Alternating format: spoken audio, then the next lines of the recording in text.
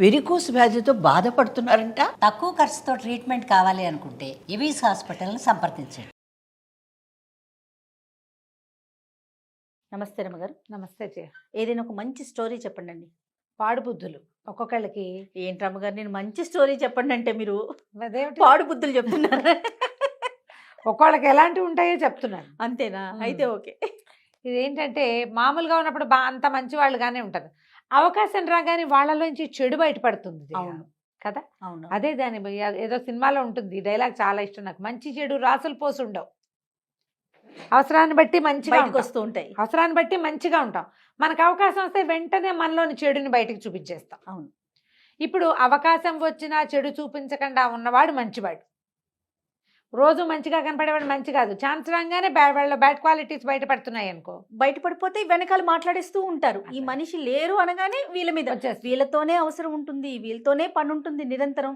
ఆ మనిషి అలా వెళ్ళగానే వాళ్ళ గురించి చెప్పేస్తూనే ఉంటారు. వచ్చేస్తాయి. అదే కాకుండా సందర్భాలు కూడా, విషయాలను కూడా అలా వాడేసుకుంటారు. అవునవును. దీని మీద ఒక కథ చెప్తాను, చాలా బాగుంటుంది, ఇంట్రెస్టింగ్ గా. తప్పకుండా. పూర్వం పల్లెటూళ్ళల్లో ఈ గొడ్లు కాసేవాళ్ళు, గొర్రెలు కాసేవాళ్ళు, అలా పిల్లల్ని పెట్టుకునేవాళ్ళు. కొంచెం మంది పిల్లలు ఇంకా ఏమి ఆసరా లేక గొడ్లు కాయటమే ఇదిగా, ఓ 10-12 ఏళ్ల వయసు అప్పుడు మొదలైతే 25 ఏళ్ళు వచ్చినా వాడికి మొదట్లో చిన్న మంద, పెద్ద అయ్యాక పెద్ద మంద. పోలయ్య అని ఒకడు ఉండేవాడు. ఈ పోలయ్య ఏంటంటే గొడ్లు కాసుకునేవాడు.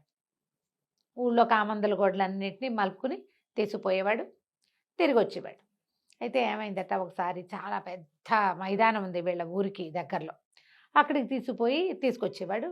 పెద్ద వర్షం వచ్చిందట. అయితే కొంచెం చిన్న గుహ లాంటిది ఉంటే దాని వైపుకి గొడ్లన్నింటినీ తోలేసి వానలో ఉరుములు పిడుగులు పడుతున్నాయని వీడేం చేశాడు, ఆ గుహ చివరి భాగంలో నిలబడి చూస్తున్నాడు. వాన ఎప్పుడు ఆ పిడుగులు ఉరుములు ఎప్పుడు తగ్గుతాయో అప్పుడు ఊళ్ళోకి పోదాము అని. పెద్దగా ఎవ్వరూ లేరు. అయితే ఏమైందట, పెద్ద పిడుగు పడింది, సమీపంలో ఉన్న ఒక చెట్టు కాలిపోయింది.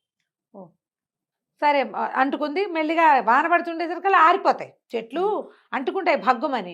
అలా మండి ఇదైపోవు, ఏదో కొంత కాలుతుంది, మళ్ళీ వాన పడ్డం మొదలవగానే ఆరిపోయింది. సరే అయ్యో చెట్టు బ్రహ్మాండమైన చెట్టు ఇటు అయిపోయింది అని గొడ్లను మళ్ళేసుకుంటూ బయటికి తీసుకొచ్చాడు వాన ఆగేసరికి. ఏ చెట్టుకి మీదైతే ఆ పిడుగు ఉరుము పడ్డాయో, మెరుపు పడ్డాయో, ఆ చెట్టు కింద ఏదో మెరుస్తూ కనపడింది. అది ఒక నీలం రాయి ఉన్న ఉంగరం. ఎక్కడి నుంచి వచ్చి పడిందో తెలియలే. ఈ వానకే వచ్చి పడి ఉంటుంది అనుకున్నాడు. ఎందుకంటే అంతకుముందు చాలాసార్లు ఆ చెట్టు కింద నుంచున్నాడు వాడు. ఓకే. ఎప్పుడూ కనిపించలే. ఆ పిడుగు పడే చోట ఒక గుంటల్లో పడి ఆ గుంటలో కనపడింది. మరి ఏనాడైనా పాతి పెట్టింది, గుంట పడేసరికి పైకి వచ్చేసిందో ఏమోను.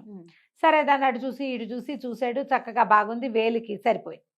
ఉంగరం పెట్టుకుని దాన్ని ఇట్లా అంటున్నాడు. ఊరికే ఒక సరదా వస్తుంది కదా, ఉంగరాలు కదుపుతూ ఉంటారు. తిప్పుతుంటే ఏమైంది, సరే బయలుదేరాడు, గొడ్లన్నీ తోలుతున్నాడు. గొడ్ల పక్కనే వీడు కూడా ఉన్నాడు. ఇది కనపడేసరికల్లా, ఒరే పోలయ్య ఇప్పటిదాకా లేవు, ఇప్పుడు ఎక్కడి నుంచి వచ్చావురా అని అడుగుతున్నాడు. ఎదురుగుండా ఎవడో మనిషి వస్తూ, గొడ్లు వెళ్తేనే ఇతను నడుస్తున్నాడు. ఎదురుగుండా వస్తున్న వాళ్ళకి ఇతను కనపడలా. ఇక్కడేమున్నాను, అప్పటి నుంచి గొడ్డను తోలుకొస్తున్నా కదా, ఇదిగో కర్ణం గారు గేదె అన్నాడు. కనపడలేదురా నువ్వు, ఇప్పుడే కనపడుతున్నావు, ఇందాక నుంచి చూడలేదు అన్నారు. అయితే ఇతను ఈ ఉంగరం తిప్పుతున్నాడు కదా, లోపలికి మళ్ళీ తిప్పేసరికల్లా, పోలుగాడు ఇక్కడే ఉండాలి, మాయమైపోయాడేంట్రా, ఎక్కడా కనపడ్డు, ఏ గొడ్డు కింద దూరాడు అని ఎదురుగుండా ఉన్న వాళ్ళిద్దరూ మాట్లాడుకుంటున్నారు. తన దేని కింద దూరలా. ఇందాక ఏ కరణం గారి గేదె పక్కన నిలబడి ఉన్నాడో ఇప్పటికీ వాడు అక్కడే ఉన్నాడు, అక్కడే నడుస్తున్నాడు. వాళ్ళు తనకు కనపడుతున్నారు, వాళ్ళిద్దరు మనుషులు. ఒకడు ఒక మోతబరి గారి దగ్గర ఉన్న పాలేరు, ఒకడేమో వాళ్ళ బావమరిది.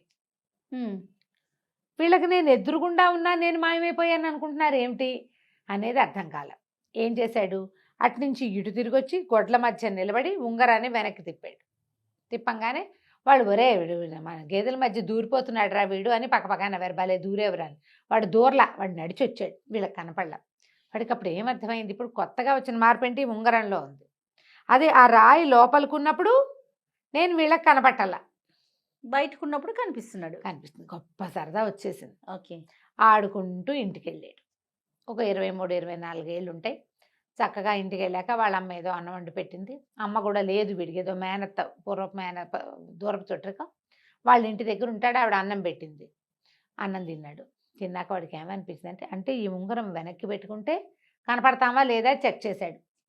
ఆ మేనత్త కంచం పెట్టాక ఉంగరం వెనక్కి తిప్పి పెట్టుకున్నాడు. మేనత్త ఓరు పోలుగా అన్నం చల్లారిపోతుందిరా, ఒక్క పూటైనా వేడన్నం తినవా అని కేకేస్తాను. తను అక్కడే కంచం దగ్గరే కూర్చుని ఉన్నా కూడా పిలుస్తోంది.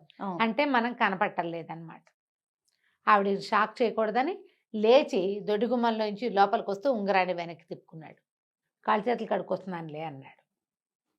తెలిసింది వీడికి క్లియర్గా. అప్పుడు ఏమనుకున్నాడంటే ఆ ఊళ్ళో ఓ నందయ్య అని ఒక ఆయన ఉన్నాడు. అంతకుముందు వాళ్ళ గొడ్డు తప్పిపోయిందని వీడిని తెగ తిట్టిపోసాడు. ఆ నందయ్య పని పట్టాలనుకున్నాడు. వాళ్ళ ఇంటికి వెళ్ళి వాకిట్లో నిలబడి ఆ నందయ్య బయటకు వస్తే ఉంగరం వెనక్కి తిప్పుకుని చిత కొట్టేశాడు ఆ నందయ్యని. ఖర్చు తీర్చుకున్నాడు అనమాట. ఎవరు కొట్టారో ఎవరికి తెలీదు, దెబ్బలు మాత్రం మోపుగా తగిలినాయి. సరే బాగుంది, గొప్ప సరదా వచ్చేసింది. అంతకుముందు ఏంటంటే వాడు ఆ ఊళ్ళో పేదవాడు, అమ్మ నాన్న లేరు, దూరపు చుట్టరికం మేనత్త మాత్రం కాచిపోస్తుంది. ఆవిడకి ఆ ఇల్లు వాళ్ళ ఇల్లు వాళ్ళకు ఉంది, వాళ్ళ పంచన ఉంటాడు వీడు. ఇల్లు బాకిలు ఏమీ లేవు. అలాంటి ఎవరు లేని పిల్లలకి పిల్లలు మరీ అలుసు ప్రపంచానికి పాపం. అవును. పనులకి దొరుకుతాడు, చదువు సంధ్య లేవు, ఏదో గొడ్లు కాసుకుంటాడు. వీడి వెనకాలండి వీడిని ఆర్చి తీర్చేవాళ్ళు ఎవ్వరూ లేరు. సరే ఏం చేశాడు, ఎప్పటి నుంచో ఒక కోడి కూర తినాలనుంది. ఈ పక్కన అవతల దొడ్లో ఉన్నటువంటి నాంచారయ్య దగ్గర కోళ్ళు ఉన్నాయి. ఒక కోడిని తీసుకుని కనపడకుండా ఉండి ఒక కోడిని తీసుకుని పొలంలోకి వెళ్ళి శుభ్రంగా కనపడకుండా ఉంగరం వెనక్కి పెట్టుకుని మనిషి ఎవరు కాలుస్తున్నాడో తెలియకుండా చక్కగా కోడిని కాల్చుకుని తిన్నాడు. భలే సంతోషం వచ్చింది. దొంగతనం ఎంత ఉత్సాహాన్ని ఇస్తుందో, థ్రిల్ కూడా. మనం ఎవరికి కనపట్టలేదు అంటే ఒక థ్రిల్లింగ్గా ఉంటుంది. అవును. దొంగ పని చేసేటప్పుడు ఎవరైనా మనని చూస్తే సిగ్గుపోతుంది, ఏం చేయాలో తెలీదు. దొంగలందరి పరిస్థితి ఇదే, కనపడినప్పుడే చేస్తారు. కనపడేటప్పుడు ఇలాంటి వేధవ పని చేయగలమా? అవును, చేయలేకపోతాం కదా. కానీ వీడికి ఏమనిపించిందంటే ఇవి గొడ్లు కాసుకోవటము, వాళ్ళు వీళ్ళు ఇచ్చే అన్నాలు కూరల మీద ఆశపడ్డము, పావలా 10 పైసలు దాచుకునేందుకు కూడా ఓ అల్మర్లేదు, బీరువాలేదు, ఎందుకు వచ్చిన బతుకు. హాయిగా ఏం చేద్దామంటే ఇక గొడ్లు తోలటం మానేశాడు. నాకు ఒంట్లో బాగుండేది, నేను తోలని చెప్పేసాడు వాళ్ళకి. ఈ చెరువు దగ్గర కనపడే ఆడవాళ్ళకి చూసి ఉంగరం వెనక్కి తిప్పుకోవటం, వాళ్ళ మెళ్ళ నుంచి గొలుసు లాగేసుకోవటం. ఇంతే. ఊళ్ళో అందరినీ ఏడిపించుకుతున్నాడు. ఎవరు లాగుతున్నారో తెలీదు, ఎవరో కనపడరు. వీడని ఎవరికీ తెలీదు. ఏ కోడినో ఏ మేకనో వాళ్ళు ఏదైనా వంట చేసి పెట్టుకుంటే వెళ్ళి వాళ్ళ ఇంట్లోకి వెళ్ళి అన్నం తినేసి వచ్చేవాడు కడుపు నిండా. ఎవరింట్లో నుంచైనా మంచి కూర వాసన వస్తే వాళ్ళ ఇంట్లోకి వెళ్ళిపోవటం. వీడికి అవకాశం దొరికింది. మరి వీడు అదృశ్యంగా ఉండే అవకాశం ఉంది, ఆ ఉంగరంలో ఉంది మహత్యం అంతా. హాయిగా కడుపు నిండా తినేసేవాడు, చేతికి అందిన డబ్బులు నగలు వస్తువులు తెచ్చుకునేవాడు, సుఖంగా జీవించడానికి అలవాటు పడ్డాడు. వీడు ఏ పని చేయకపోయినా వీడికి డబ్బులు ఎక్కడి నుంచి వస్తున్నాయి అని వీడిని పట్టించుకునే పరిస్థితి ఎవరికీ లేదు ఆ ఊళ్ళో. చేస్తే పని చేసేవాడు. ఆ మేనత్ ఒకతే, వదిలే నేను తిన్నానంటే ఎవరి దగ్గర పని చేశాడో అన్నం తిని వచ్చాడు అనుకునేది. ఆవిడ దారిన ఆవిడ ఉండేది. సరే కొన్నాళ్ళకి ఏమనిపించింది, రోజు రోజు ఈ కడుపు నింపుకోవటము, రోజుకు డబ్బులు సంపాదించుకోవటం ఏమిటి, ఏకంగా సంపాదించేసుకోవాలి అని పుట్టింది.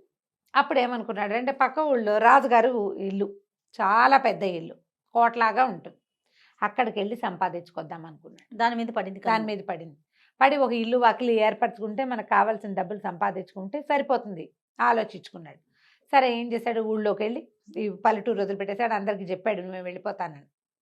పై ఊళ్ళో ఏదైనా పని చూసుకుంటానంటే ఈ ఫోన్లే బతుకుతాడు అనుకున్నారు. వీడు ఆ ఊరు వెళ్ళి ఓ ధర్మసత్రం దగ్గర ఒక ఇల్లు తీసుకున్నాడు. ఆల్రెడీ వీడికి దగ్గర కొంత డబ్బులు ఉన్నాయి కదా. సరే పగలు రాత్రి తేడా లేకుండా దీంట్లోకి వెళ్ళి ఎక్కడ మన ఖజానా లోపలికి వెళ్ళిపోయి తను కనపడ్డు అంతే. తన చేతిలో బ్యాగ్ ఉంటే బ్యాగ్ నడుస్తున్నట్టు కనిపిస్తుంది, తను కనపడకుండా మాత్రం ఉండగలడు.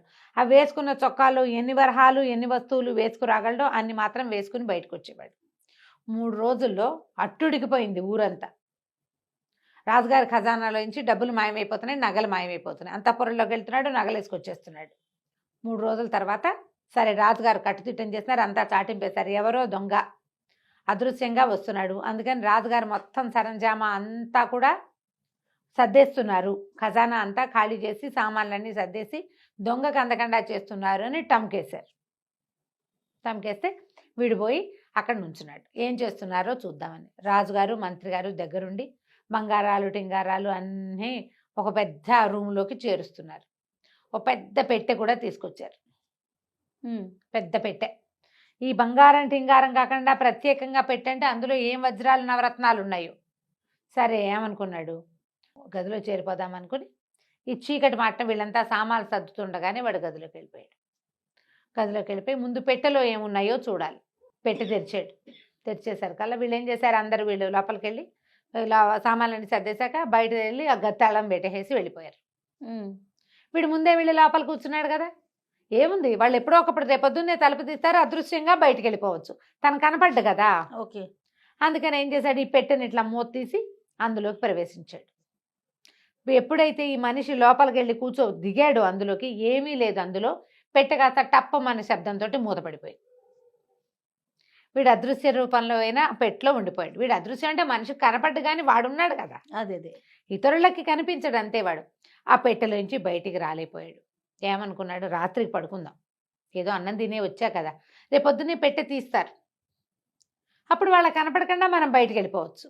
పెట్టె ఎందుకు తెచ్చిపెట్టారో అర్థం కాల, పెద్ద భోషాడం పెట్టలాగా ఉంది. కానీ ఆ రాజుగారు వాళ్ళు ఎవ్వరూ తలుపులు తీయలే. నెల రోజుల పాటు ఆ గది తలుపే తీయబడలేదు.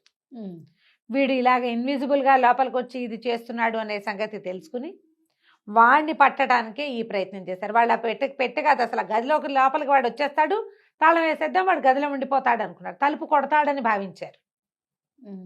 2 రోజుల తర్వాత ఆకలితోటైనా తలుపు కొడతాడు కదా, దొంగ అయితే మాత్రం ఆకలికి ఆగలేడు కదా అనుకున్నారు. వాడికి అసలు తలుపు కొట్టే పరిస్థితి కూడా లేదా, పెట్లో ఉండిపోయాడు.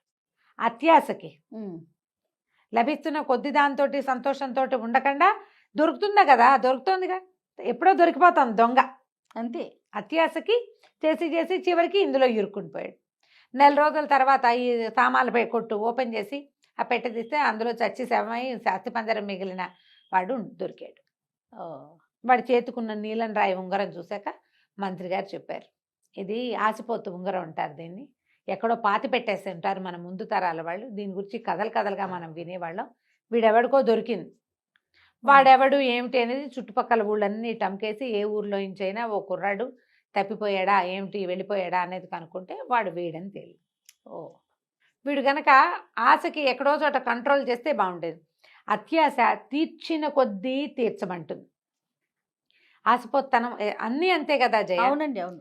ఇతరులది ఆక్యుపై చేయటం, ఓ చోట చేస్తే ఇంకో చోట చేస్తే, ఓ హత్య చేసిన వాడు ఇంకో హత్య అవలీలుగా చేస్తే వెళ్తూ ఉంటాడు, అట్లా వెళ్తూ ఉంటారు.